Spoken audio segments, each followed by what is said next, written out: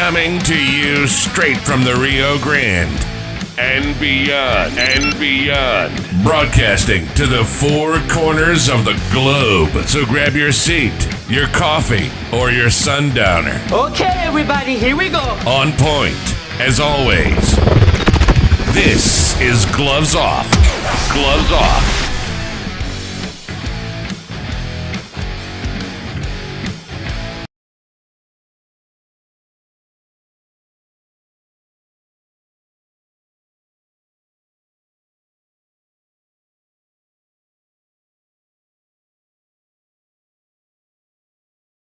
So when I was working on Selena, the series for Netflix, to play the role of Abraham Quintanilla, I put on a specific amount of weight, which I was fine doing, but also realizing it could be difficult to get that weight off. I got back into my physical regimen with James Leha, but I was still having trouble with just those last amounts. And that's when I got to meet Arturo from Laredo Medical Weight Loss Clinic. And just the products that he gave me kind of put me over the edge. I feel great about myself.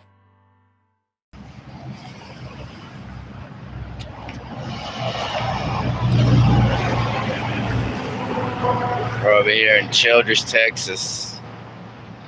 Got us a little traffic stop right here. Okay. How's it going, Daniel? I'm good, man. What's your name? Anthony Smith. All right. Y'all behaving yourselves out here tonight?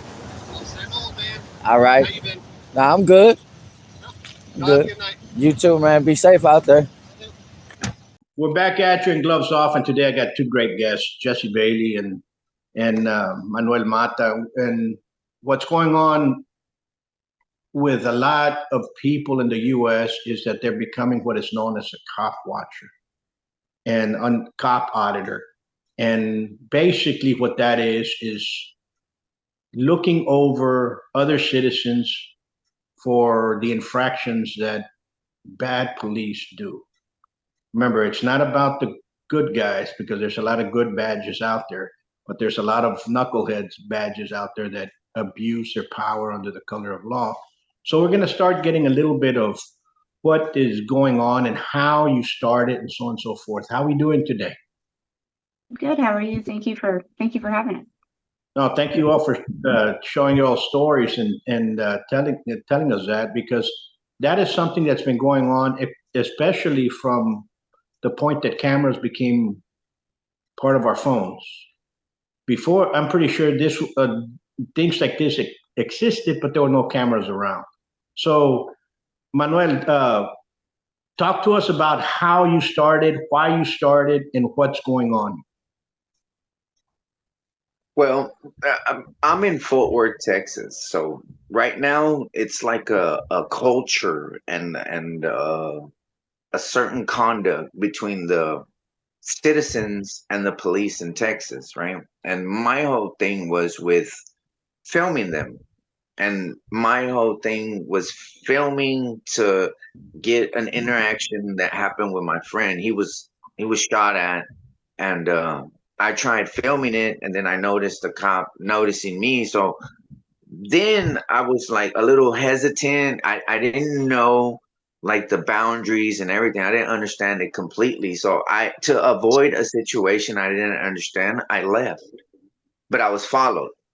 And it turned into, now I'm kind of panicked because I don't know what's gonna happen. So I try to go somewhere that's lit, has a lot of people, witnesses, and figure I'll be safe. And it just escalated.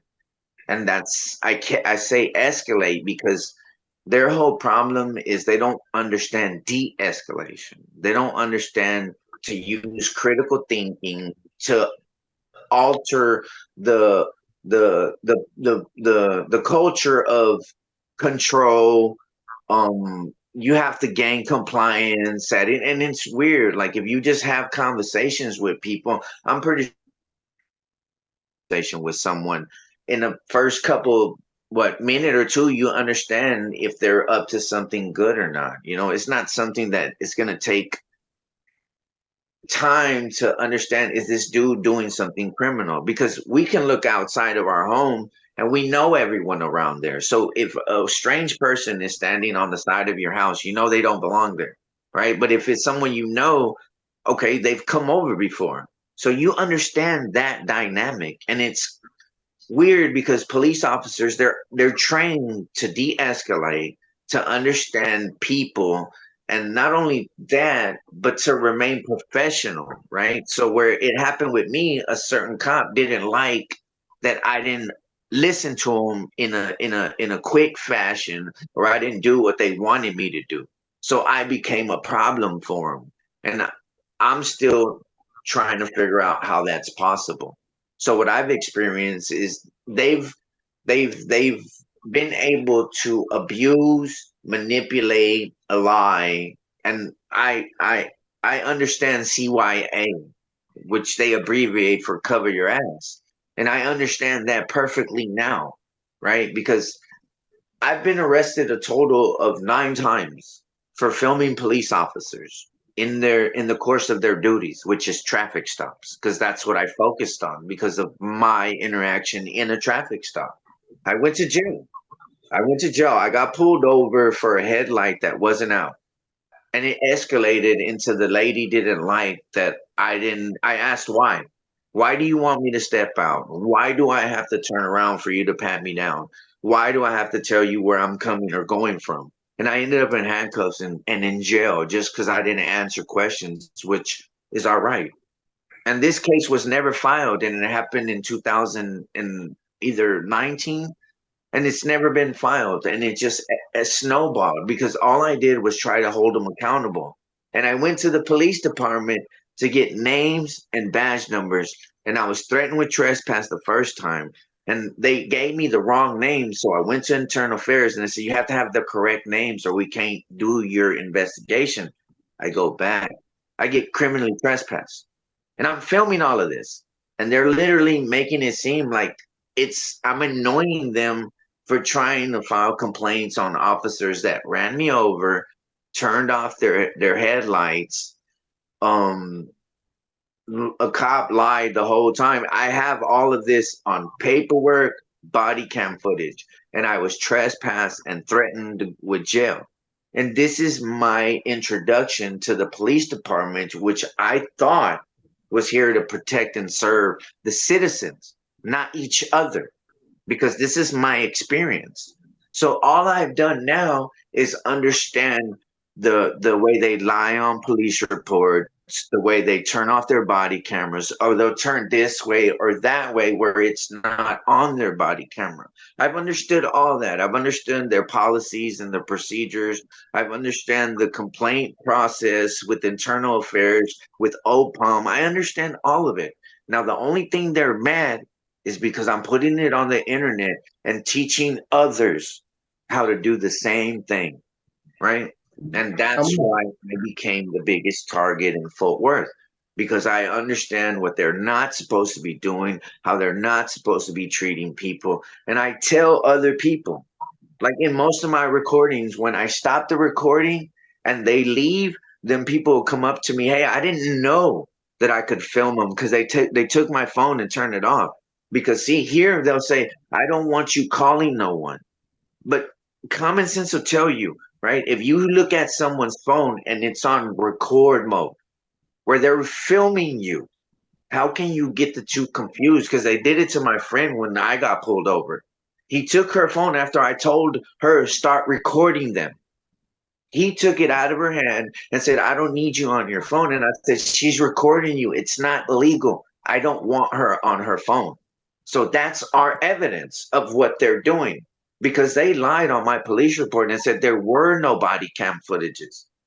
So when I get out and I do my time and I investigate myself, I asked for the body camera footage. And guess what I got? Their body cam footage. So you have to do your own investigation, because if you don't understand the system they're putting you in, because I believe two things. If you're out here committing crimes and hurting other people, not where you're ticketed, because those are victimless crimes. If you're out here committing crimes against people, jail is where you need to be. And two, I don't think they need to put everybody into a category in a neighborhood that where we're the ones calling 911. And this is the culture we're in, where I'm at now, where you call 911 and you might lose your life because there's a Fort Worth police officer right now in prison for that same thing. Let me tell. So these are the dilemmas we're faced with. But every time we don't understand how hard it is for a police officer to come to work and face these things. We're the ones living next door to the person shooting. We're in the neighborhood where they're breaking into people's homes. Just like a couple days ago, a lady calls 911 for an hour and a half that there's 4 people breaking into the home. They have enough time to leave and come back. She had to defend her property, and it's sad that she had to take someone's life. But this is my thing. If they're 10, 20 deep in a traffic stop and there's someone calling 911, they're told to wait. Someone will get there. And I have a problem with that. Because that lady has to live with what she took, and he turned out to be a 15-year-old middle school kid. That's my problem, and I agree with what I'm doing. I agree with what you're saying, because those cultures, subcultures that exist within police departments have to be weeded out. I'm not against good officers. I'm against bad officers. And I know. And then here, like in here, you can see my school. You can see the patina in the back. I've been teaching for since '88. Back in 2009, we used to have a lot of police officers who used to come here from Laredo. A lot of them in the morning. The class was filled. Until one day they were all laughing about how they tried something I taught them, and it ended up being that they had done it to a guy that was handcuffed. So I kicked them out. I don't accept Laredo police officers here. I don't accept them. Why? Because that culture of beating up people while you're in handcuffs is very much alive and kicking here in Laredo, Texas. And that bully mentality that they have needs to stop. So I understand what you all are doing and what it's for, because that's the only way citizens can protect themselves. But also at the same time, it sets a dangerous objective, because there's a lot of police officers that get very vindictive over people. And that causes problems in the future. They go after you, they go after your children, they go after everybody else because you're saying the truth. They'll try to blackball you. Back in 2021, I'll tell you a little story. Back in 2000, I moved back to Laredo, Texas. I lived in Irving. I had a school in Irving for a long time. And when I moved back to Laredo, we're heavily involved with the boxing issue, with the boxing scene, very much so. Okay. Something occurred that a lot of us were involved in a lawsuit with a club that had a lot of malfeasance that were basically run by a lot of individuals that were in the political element.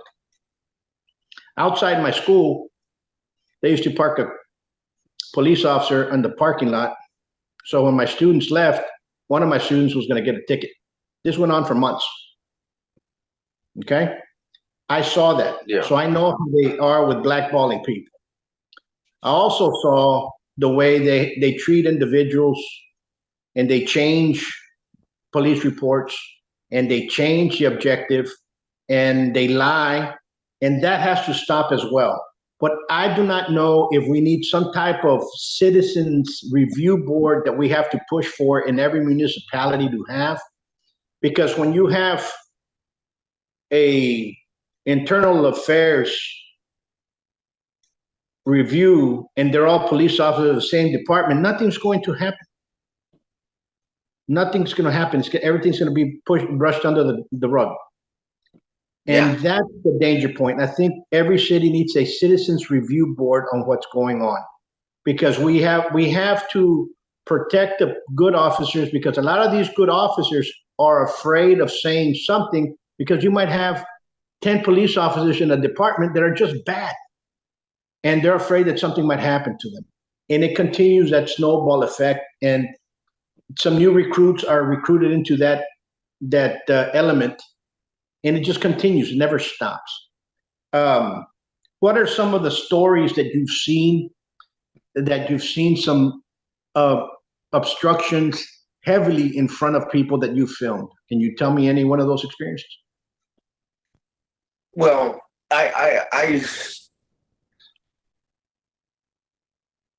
I'll even take you further than filming, right? Because there's a lot of people that won't say nothing on film. And when something bad happens to citizens here and it's caused by the Forward Police Department, a lot of people reach out to me about what happened and to do an actual investigation, right? And there's a thing, right? And I'm glad you touched on it earlier about how good and bad police officers, right? And this is what I've told a couple people about this, right? You could have the best training facilities in the United States of America. You can have the best policies in the United States of America, but when it's put into practice, and what I mean by this, right? You give an officer a year in the academy of understanding people's rights, how to deal with citizens and whatnot, right? But you go to a division where the supervisor, the watch commanders, they're all garbage. So you're going into a snake pit, right? And you're like a rabbit or a bunny, right? Because you're white to all this. You don't understand the culture yet. So you show up with the training they give you. You're gonna respect people. You're here to help and blah blah blah. And they give you the worst reality check when they say that doesn't happen here. We're not trying to hear that shit. You protect your brothers in blue and sisters. If they mess up, we all have a certain role to play, right? And I expose this because not only is it between patrol officers, if you try to get a patrol officer in trouble, it automatically goes back to their supervisors. So here we have supervisors that have been doing this for 40, 30, 40 years, but bad habits, bad culture, right? And they just teach it. They don't want to change it because this is what propelled their career to be where they're at now. So that's what they're trying to teach them. So you can be a good cop and show up to a bad division, and guess what? Either you become a bad cop with them, or they'll put you somewhere where good cops don't matter. And that's what we have to stop. And I agree, there is good police officers because I've dealt with about four of them over here. I got crucified in the internet for taking pictures with cops and our chief of police because I could look past the fact that I think all of them are garbage in Central Division and South Division, right? I could still say it. But if I can look past that, they're all garbage, right? Because the ones I'm dealing with aren't like that. And if they want to come to my community and give out 500 turkeys to people that wouldn't have it, and if I can't look past how I see it, I'm no better than the people I'm talking about because me being that way would have kept 400, 500 people from getting turkeys that wouldn't have it. And this is the best example I have. And if a cop can't do that to us, then they're no better than the people we're pointing out. And until they address it both ways, because I had to put myself in their shoes. Because if you watch my filming now, I'll think, is he gonna be scared? When I panic, if I'm bent down in a car and I turn around and see someone back there with recording equipment, is he gonna put me in a oh or hey, how you doing? So I acknowledge, I make noise. I'll shuffle something and I'll make noise to let them know I'm there. When they see me and they're like, they don't address me, I don't yell at them. I don't do anything to take the focus off what they're doing because that's what they've used to try to get away with arresting. They took my attention away from them. Okay. So that's how I conduct myself now. If I'm able to not only identify behaviors within myself that could be counterproductive and it would harm me and change them, why can't cops do the same? Because I'm not willing to understand a cop's job is so uh, uh, dangerous or whatnot, right? If we didn't live next door to the people they're saying is a threat to them going home, You we know, can't. Sometimes we don't come home walking to the street and back because of the threat they're crying. They're saying that we should understand. We live with the threat. When we call 911, we're not asking for the biggest threat of all, losing your life, because that's what we're calling 911 for. Because there's a threat already there. Now it's a problem when you bunch everybody into that threat, especially the ones that are not even involved in stuff. Because I've been out here I my whole I agree with what you're saying, and I'm going to tell you why I agree with what you're saying. Is this attitude that they have that everybody's a perpetrator? They call everybody the perps. Oh, that perp and that perp and that perp. Wait a minute. I have a lot of dear friends of mine that are peace officers. I have friends, brothers that I consider brothers as well as family members, and I tell them, hey, what's going on? Oh, it's because you don't understand what's out there. I understand perfectly well. I live in Laredo. I can walk in any neighborhood here, and nothing's going to happen. And what occurs is I was talking to them. They were all bunched up at coffee shop, and we were eating breakfast. And I showed up, and we started laughing. We're laughing about some stuff that occurred in high school because you know them. That's who you grew up with. And one of the guys was there, and he said the words, and I hate to use it here, you know, the sieves. And I kind of looked at him like, what do you mean the sieves? Fuck the sieves, you know?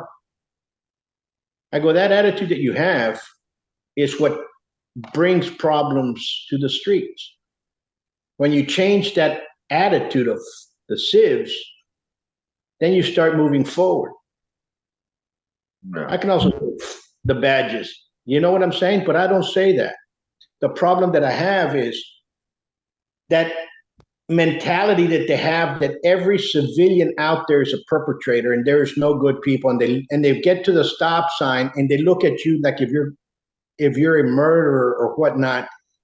And what I saw with the way they handled the cases with visitation rights with 2503, and the way they acted towards fathers and mothers, and the way the non-custodial father would show up trying to see their child, a non-custodial mother would show up, and all of a sudden they were being taken away for trespassing. They have a court order, and they turn around and they say, the first thing they say is, the kids are getting in trouble in the street because they come from single moms and they have deadbeat dads. But yet you don't allow those kids to see their fathers. You're the ones that are impeding their right. What's your problem? The attitude has to change. And I'm with you that we have to protect, somehow we have to protect the good badges that are inside from the bad ones. And we have to do some kind of law. I don't know what it is. You know what happens here in Laredo, here in Webb County. Here in Webb County, we have more police, both federal, state, municipal, and all the other different branches that are here than China. And it's and it's worse worse. in those areas because it's like there's no checks and balances. It's You like get yeah. you get a guy that's in the constable's office that's just bad, and they know he's being a grievance came up, and they'll tell him, hey, you know what, you can resign, but you're going to go get a job over in Laredo Police Department. All of a sudden and you see him in PD, Laredo Police Department. Then he's doing the same thing. All of a sudden now you see him at the school police. Then you see him at the other district. And 3 days later, you see him over there with the county attorney. Then you see him at the sheriff's. And he's always causing problems with different departments instead of removing his license from being a bad element to society. And, if you have a criminal, okay, let's say a criminal, you have a drug dealer and this, okay, he gets put away for a good time. Okay, he gets removed. They take away a lot of rights when you come back. A lot of your rights you're not going to have. But you have a badge that's bad and has committed a lot of crimes over and over and over. He still has a license to carry a gun. He still has a license to hunt. he still has a license to have his job. I guarantee you, if you're a nurse or a doctor or a lawyer or an engineer, and you committed some federal crime or even just a state crime, you're going to lose your licenses like that. The first thing that goes, your license. How come it Right. doesn't happen? And that's what we need. Yeah, because here, look here, they even have a 97-page report that were done by expert review panel on the Fort Worth Police Department, and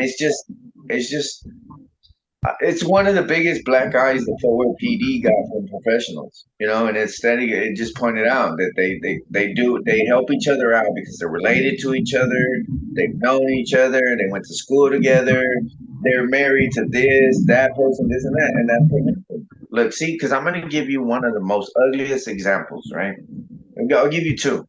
One, a Fort Worth police officer, Courtney Johnson, shot a man in the back with a shotgun. He was found. They put charges on him, went to trial, mistrial. They refused to retry him, right? Okay, look what happened with him.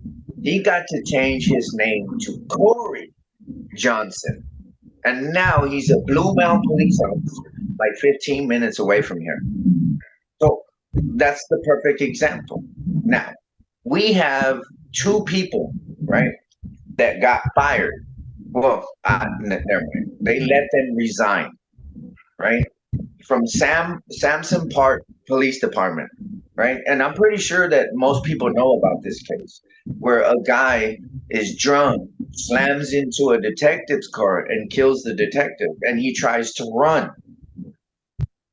Right? They charged him with that death. They charged the girl who overserved him with that. But a month before this happened, he was arrested by the chief of police and a police officer. The cop drove this dude's car to the police station. They drove him home with his car. And a month later, he does this.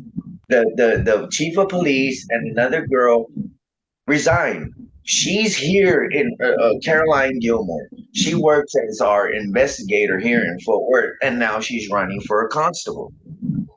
I understand perfectly what you're saying because this is a problem that has to stop. Because once you leave one place questionable, you shouldn't be allowed to continue that type of career in law enforcement. And that's sad because I've been trying to tell people to understand their bonds, to understand how to actually take it from them. Because what the police department does here, they have arbitraries, right? They can get fired. They'll get fired, right? Here, 5 of them got fired for transporting a man that they refused to give medical attention to. He dies in their back seat. The officer then goes to tell these officers to lie to the medical people so they won't even get in trouble. They find out, they fire all of them. A year later, they rehire all of them. One already got fired for throwing down some guy that he had handcuffed. He's gone. Another one they're about to let go. I got arrested by 2 of them. Taylor Stevens, the arrest I told you where I got pulled over for no headlight. They never filed the case. She's still working, right? They fire them, but they quietly rehire them because of the arbitrary system. They used to have police officers, 3 police officers that were on this panel to say, okay, you can come back to work because that's the contract they have with the city, right? And they stopped doing that because these cops were suing cops whenever they didn't give them their job back because of the breach of contract.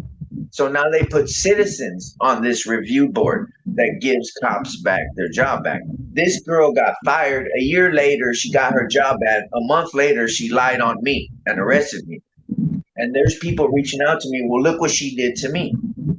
And that's my point. The only thing I'm doing is exposing the bad ones.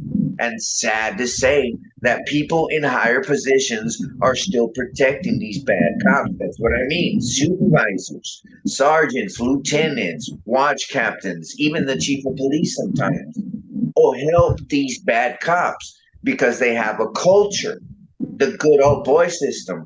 As long as you help us lie and you mess up, we're gonna help you get away with your lie. But if you don't, you better not do the right thing in front of us because you'll get in trouble. And that's what happens. Well, it's like this. We can go on with a bunch of examples of bad behavior on many sides. But now let's look at the legalities of filming police officers while they're working. Talk about what happens there, what is legal to do, what is not legal to do. Explain all that. Okay.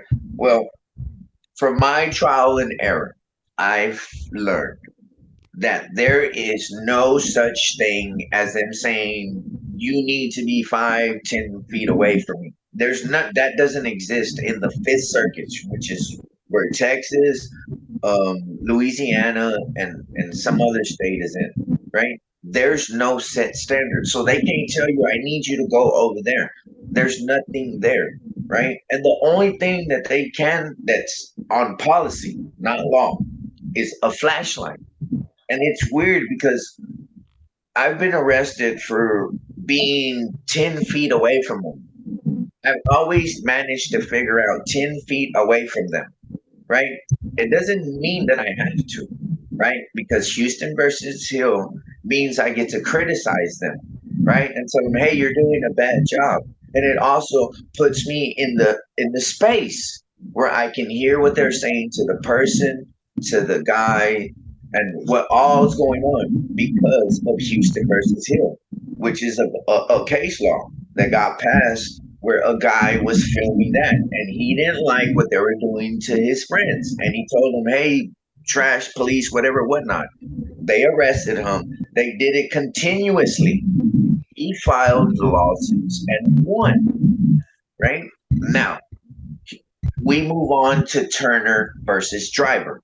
Turner versus Driver is a case that happened here in Fort Worth, Texas, with the Fort Worth Police Department. Lieutenant Driver was the supervising officer.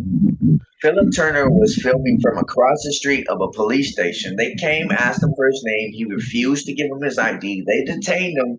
We're going to make you sweat. Or tell us your name or we're going to put you in a hot box. He never gave his name. He filed a lawsuit. He won. That gave it a clearly established right to film police officers in their official capacity, which means when they're in their uniform, in a police car, in a police station, wherever they are, we're allowed to film them. They gave the time, place, and manner, right? But all of that still doesn't apply if you walk up to them and film them and they turn around and they don't like you or they don't want you filming them. That's not going no more. There's case laws that says since 2017, all of Texas is supposed to understand the filming standard of citizens because Philip Turner was a citizen. So that's how far he took it, the average person, because these will be afforded to if you work for the media or recognized media, right? He made it to where anybody with a cell phone or recording equipment could film police officers since 2017. So for them to not understand that not only do we have the right to be there filming, right? Because it's common sense. You're not going to walk in between what's going on and the cops. Because for it to be interference, you have to be in between both. This is the traffic stop. This is the cop. I have to be in between both of them. Like, hey, you're not supposed to be doing that. Don't tell them nothing. Don't answer the questions. It's back and forth. They're in front of me. The cops are behind me. Right? And what happens with me, I show up to film and it's already interference. I've been arrested walking 60 feet. I didn't even make it there yet and I got arrested. So this is what I tell people. If you filming these dudes, it's a toss-up. Because you might get one good cop out of 6, but most of the times they're overruled, right? So there's a bad part to filming and there's a good part, right? The good part is you're giving a way police officers actually are, from the difference that everyone has these pictures that police are always good, they're not going to lie, they're always going to do their job. See, that's what we've been told. And it's hard for people to believe that this is happening because there's a saying that came out of us, back the blue until it happens to you, right? Now, the way I see that, when it says blue, it means bad cops because they turned a symbol of memorial into a badge of discrimination, hate, and we're going to always lie for each other. So it's no longer a symbol of respect and tribute. They didn't put it as a badge of honor. We're the bad guys. We're the ones that are going to come and regulate because we were told we have to control, we have to gain compliance by any means necessary because their policy states they can beat you up, they can punch you in the face, they can dislocate your arms, they can tase you, and they can even shoot you to gain compliance. From who? From what? Because if we're, and it's weird because automatically this big old.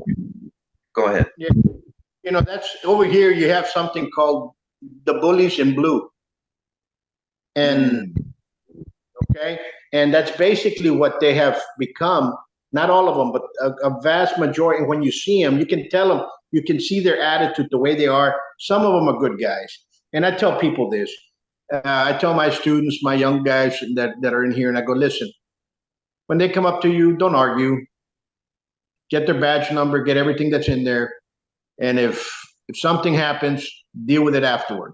Don't escalate it because you don't know which one you're going to play because you're playing Russian roulette, and you do not going to get the bad one, and the bad one's going to go off. I had one. I was filing a 2503 claim. Jesse's very much familiar with this, and he shows up while I'm and get a load of this beauty. You're gonna like him. He shows up, starts arguing me, telling me that I'm stupid, that I don't know what I'm doing. I'm reading him the decree. I'm reading him everything. He pulls out his gun. I said, please don't pull it out any further. This ends right here. So I called the police and asked for backup because he was brandishing a gun now. He leaves. I get a supervisor about midnight, and this beauty comes back, cussing me out and everything else. I'm talking to the supervisor. I have everything on recording. I told him I'm recording everything. Well, this beauty ended up being caught earlier this year for taking money from their association. I don't know which one of the fraternal organizations they were. So he was pocketing money. You know what I'm saying? So instead of them getting rid of him years ago for the stuff that he was doing, and there's a lot of stories on that beauty. And he liked to get people in handcuffs and punch them around, stick them in the car, putting them inside the back seat. The forehead would be hitting the door, top of the door. I mean, this guy was a real beauty. I mean, you guys would like this character. And but then what happened? He stole money from the fraternal order. There's so much corruption here going on. It's unbelievable. But yet we have the good guys that are in there. And I feel sorry for those good guys that are in there because they're doing a good job. They're doing an honorable job. But we need to somehow, everybody come together at the state, federal, municipal, and protect them in a way that needs to happen. Because a lot of these guys see the abuse of power that's going on. They can't say anything because this is going to happen. There has to be some type of whistleblower protection, something. Yeah, they can't police their own because it doesn't work. You know what I mean? Like you said, they're going to protect each other anyway. Yeah, we have to protect them in that route because I feel for them. I've had students right now that have come out of here that are police officers. I probably have about 32 of them that came out of here. One of them just became a Texas Ranger. I'm very proud of that. Got a good guys that have come out of this school. But then, and they tell me everything that goes on, and they're in all types of elements from Laredo Police Department, sheriffs, county attorneys, all over the place, and they're a bunch of good guys. But I think the culture is something that is, like you said, there's that bad element that's in there, and you get a good guy in there, all of a sudden he turns bad. It's like that old saying, one rotten apple ruins a barrel. Well, you can't take a good apple and throw it inside a rotten barrel and turn them good. It's not going to happen. So we have to have some kind of protection. Any ideas from you guys to see what we can go? Because you're the ones that are out in the street filming. The solution. It's all in solutions in the policies. In the police, it's in the policies. But again, there's policies and there's laws, and they don't abide by what's out there. Unfortunately, that's the culture, because that culture, it wasn't set in this year. It wasn't set in last year, 5 years ago. It was set in 30 years ago, and it's continued going on about cop watching and auditing. You guys are going to go out there and become an auditor.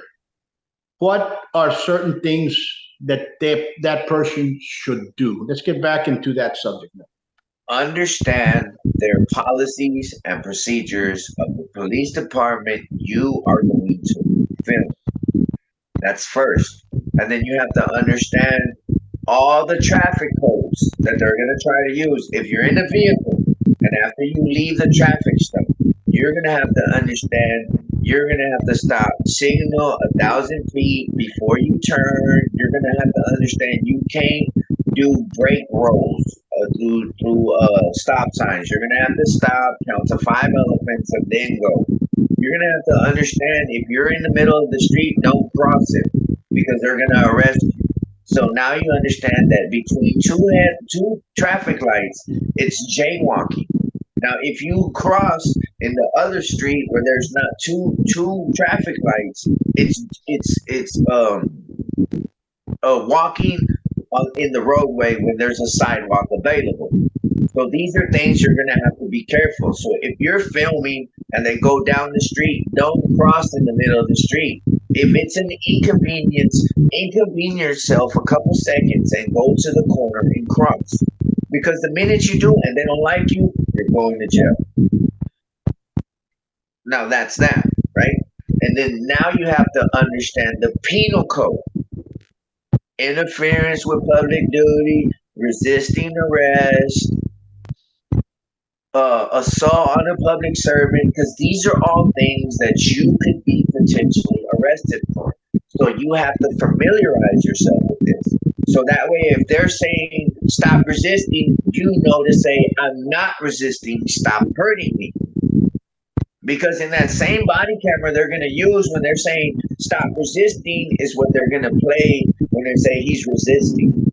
But if they keep hearing, I'm not resisting, you're hurting me, stop. You're saying what's actually happening, right? Because they're going to take your phone. As soon as they grab you, your phone's gone. And a lot of times they're going to keep it. You're not going to get it back. So in those cases, my advice is to get you a cell phone that you don't have none of your information on, no contacts, nothing. Strictly for filming on YouTube, TikTok, whatever platform you're going to use. So where there's nothing on there, and if they take it, it's just whatever you just filmed. So they have nothing because they're going to take your stuff. They're not going to investigate that crime. They're going to find stuff on you, and they're going to add you to the Fusion Center, which is all across Texas. That's how they know. I know Four Corners News. I know Harvey Freebird. I know News Now Ninja. I know the dudes in South Texas Audit. What's the other guy down there? I know all of these guys, and they know we know them. When I show up to a building that have recorded it, they already know who I am because they put our picture on this report that goes to the cops all across Texas. So now they're using things that they normally track gang organizations with on us. So we have to familiarize ourselves with all these things that they're going to use against us. So now you're careful on your phone that you're not saying some dumb stuff that you're not supposed to be doing because they'll use your lives against you too. So it's not only just going out and filming with a camera, because you have to watch what you're saying and what you're doing. And the chat, they have people that are come over there to instigate you to say something. Oh, the cop's right behind you. What are you going to do to him? Well, I got me this and I'm going to move it. There you go. Now you have a charge. Because this is where they dwell in social media. That's how they were catching everybody, and that's how they're connecting us together and this and that. But all we're doing, remember everything I just said. They're tracking us like we're a gang organization. And all we're doing is bringing awareness to bad cops in our neighborhoods, cities, all across Texas, all across the world, the United States. They hate me because people in Australia, people in different states, they watch my videos. So I'm no longer afraid if they're going to do something to me because I have a YouTube channel, right? And this is my advice for people that don't have a YouTube channel. You have Facebook, you have TikTok, you have Instagram. Those you don't need members, you don't need subscribers to go live. That is your defense because their body cameras, they're going to turn them off and they're going to keep them from you. They're not going to be used for you, they're going to be used against you. So that whole illusion that they put body cameras for us, it's not for us. It's to help them. Listen to what they tell y'all when they're dealing with you. When you're in a traffic stop, when you're filming them, listen to what they're saying to you because it's not advice that you should listen to. They're trying to get you to react or say something to where they got the charge on you. These are all elements you're going to have to understand when you go out and film, right? Because you're already doing two things they don't like. You're giving another perspective to actual policing in your area, and it's on social media. Because here they made a policy, they're not going to do nothing about nothing unless it's a public outcry or it's made viral on the internet. So this is our only defense. They're telling us this is the only way we're going to care. If there's a public outcry or it went viral on the media, on social media. So why not be ahead of them, right? And this is all I taught people in my area. Even the homeless people, I tell them if they come ask me for something, dude, I used to have a card, red card. I think I'm gonna have some something. They have people's rights. Anyways, they have people's rights in English and in the back it's Spanish, right? So now to where they come and harass people that are out here because they had people that would come at the store and look for work, but they would try to harass them. What's your name? What's your name? And I started filming them. And I started telling cops, don't do that because you can't. Just because you assume they're not from here. Most of the people you talk to aren't even from Mexico, homie. So what is you talking about? So I started handing out those things. The main important thing for all this is to share knowledge with each other. Because if you do not, what are you doing? It's selfish for you to do something that only benefits you. Because if it doesn't benefit others and you're not trying to propel your community into a positive place, then you're no better than the motherfuckers we're filming. And that's what I'm going to stand on. People can love me, hate me, to disagree. But this, I have tunnel vision with this. And I tell people it's a bad thing. But this is what we have to remain solid, dude. If you're not trying to propel your neighborhood, your people, your community forward, you're no better than the people that have been holding it back forever.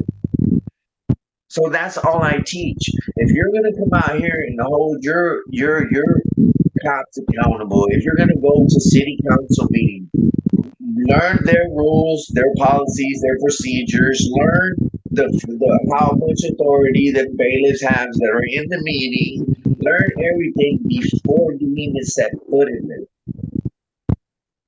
And this is what I tell people. If you don't teach the next person, then what are you doing? Right? And that's my thing.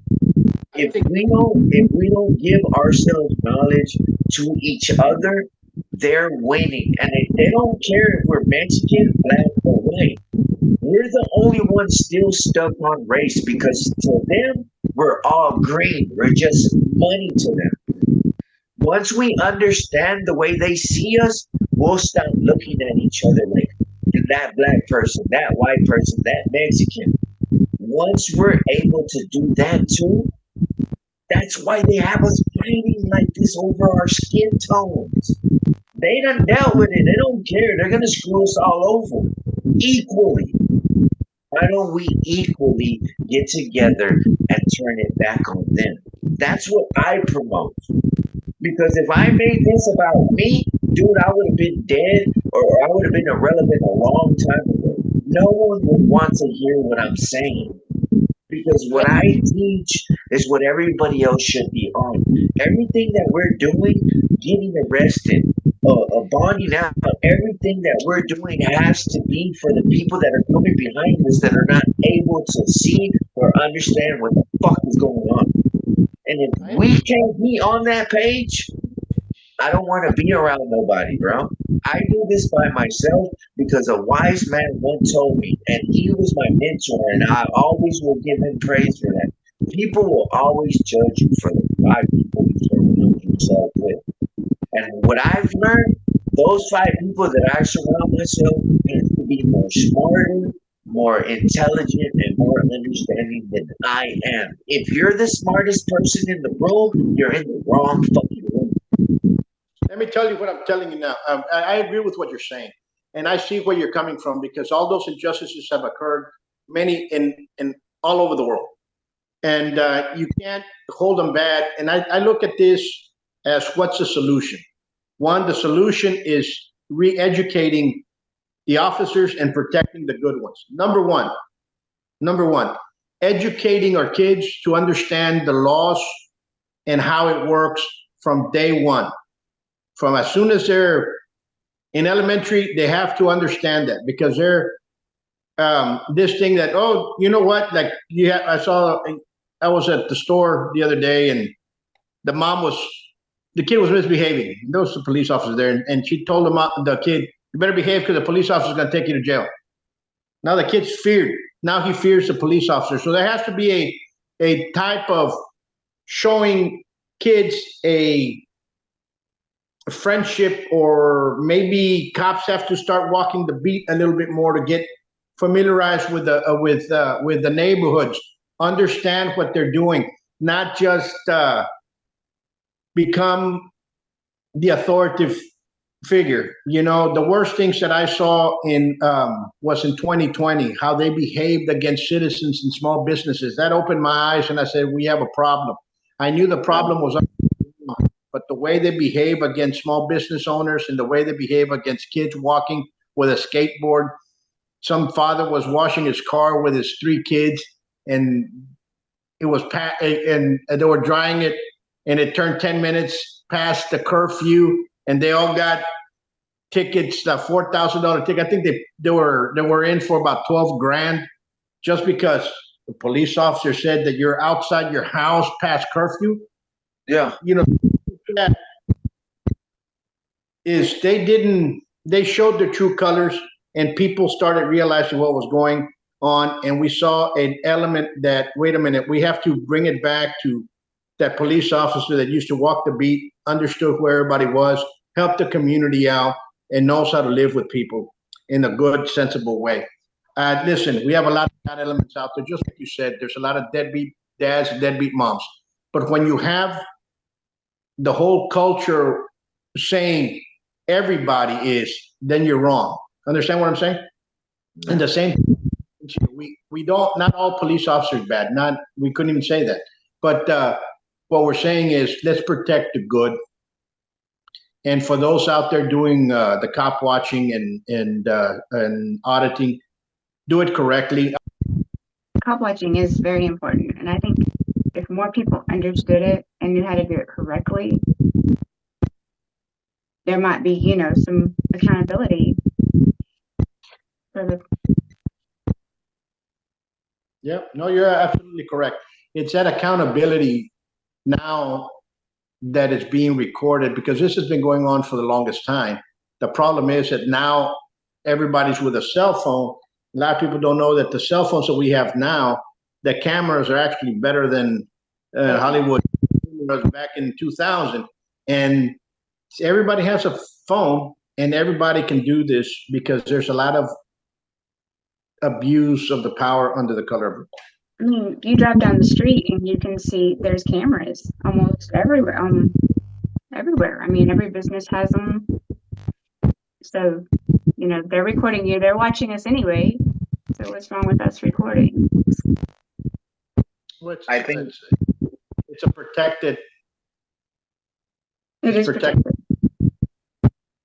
I don't understand why they keep saying officer safety. I understand because this is how I had to think about it. Right? Your camera is a threat to their job, not to their safety. I'm gonna go I in. would say to avoid because like and that type of thing happen. It's starting, even though it does happen. I'm not gonna say it could be happening right now, but what I'm saying is the intent of where it was is going down because of people like me and average citizens that are filming their interactions now. Because believe it or not, it's a pacifier. It's something that'll put in between both of y'all because now they know, damn, I'm being filmed. And they don't know if you're on YouTube, Facebook, TikTok, Instagram. They don't know.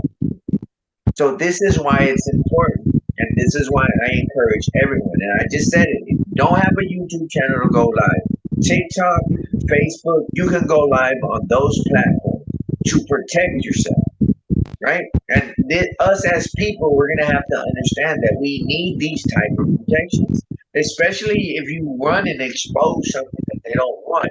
You're gonna need it more than anything because now that's gonna be your weapon, right? Because that's the only thing that's going to capture who and when and where it happens. Because leave it to everyone else, there won't be a record. And this is the problem. As more and more people are starting to film their interactions, and I'm not saying it doesn't happen or it's not continuing to. It's not as it was because more citizens are understanding their right to film and understanding the type of police officer they're dealing with. Because once you can only say, "Sir, let me explain so many times, so now you understand this is gonna go bad." You can't fight them, you can't run. But what now people are doing is filming this interaction, and it changes cops how they act. I promise you. I promise. If you feel that this cop is not a good one and you feel it might go wrong, film it. If you had an interaction and he's lied before or you think they're gonna lie, just ease your mind where you can deal with your traffic stop. Film it. Film it. And if nothing happens, hey, that's just a video out there. We have a video of a cop that did his job and did the right thing. That's fine. It's a win-win. But my encouragement is to film your interaction, not only with police, with sheriffs, with border patrol, with state troopers, with city council members, mayors, everybody. If you go to PTA meetings, film it. If you go to the meetings for the ISD, film it. All these things you need to film because not only does it provide an accurate record for yourself, but you're able to give a different perspective, and someone has never been in there now knows how it happens. And that's the main thing, because if we're not teaching each other that the system's broken, how can we say it's broken? Absolutely. I'm with you 100%. Now, I want to thank you once more for what you're doing, and Jesse, keep on doing what you do because I know that you're doing the cop auditing and you were doing court watching. It needs to be done. Those habits have to be propelled forward. Thank you all for your all's time. Keep doing that. We're running out of time, actually. We'll continue talking, and there's a lot of things that we need to do out there. But I think the solutions is what we need to get to. and see what solutions are the best ones for the community. Um, I think it starts with education, and I think we have to, that culture that's around everywhere has to not stop, from the school districts to the police agencies to our kids as well, and everybody else. And it's if we really want to save our community and propel it forward in a positive manner. If not, we can continue doing what we're doing. We're doing a great job of just doing it. And I'm going to say the following. I want you, if I don't see you all have a great holidays. Okay. And for you guys out there, you all stay safe, be safe. And again, God bless you guys for what you do. Thank you. One of the reasons I joined Putron Academy here and enrolled my son is the legitimacy of the school. No tenemos palabras maravillosas, sinceramente no tenemos ninguna palabra negativa, estamos totalmente agradecidos. Lo único que yo podría decir como madre es que se animen completamente a venir a traer a sus hijos aquí a la academia. Totalmente, es una experiencia muy bonita. Overall, the academy is I've had a great experience with it. And I would encourage anyone who would want to become a better version of themselves to join.